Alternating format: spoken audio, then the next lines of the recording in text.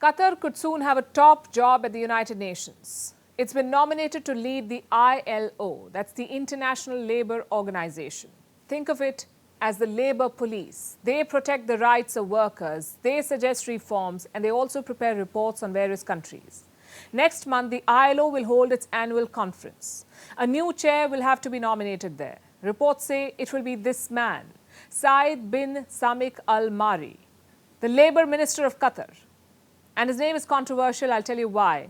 Imagine you have a UN body on rebuilding Ukraine after the war. Would you nominate Russia to lead it? Of course not. Now imagine there is a United Nations body for Uyghur protection. Would you nominate China to head it? I'm assuming not.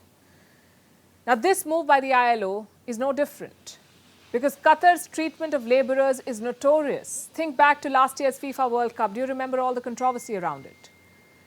Reports said 6,500 migrant workers died at construction sites. They died building stadiums, roads and hotels, but Qatar has not even acknowledged it. Even before the World Cup, their record was poor. No right to strike, no right to organize, no right to demand higher wages.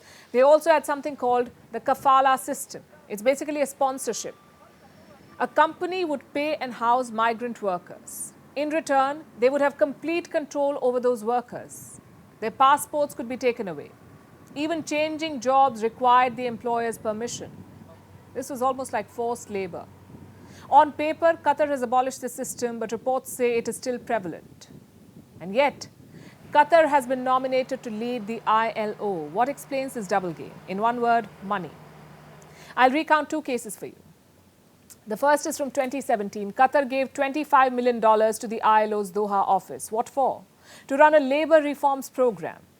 Now, countries donating to the ILO is not new or unusual, but $25 million? That's not a donation, that's a bribe. Speaking of which, Qatar is directly bribing government officials as well. Look at this headline. Member of European Parliament denies Qatar bribery after €1.5 million seized. In November, this politician defended Qatar's labour record. 1 month later, she was arrested. So this has been Qatar's policy, use petrodollars to bribe and lobby abroad. That's how they got the 2022 World Cup. That's how they could lead the ILO too.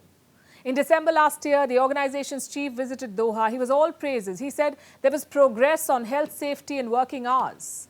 Now let's be clear here. Qatar's labour laws were at rock bottom. There was only one direction to go, and that was up. But should the ILO be cheering and endorsing that? Well, they did. And it set the wrong precedent.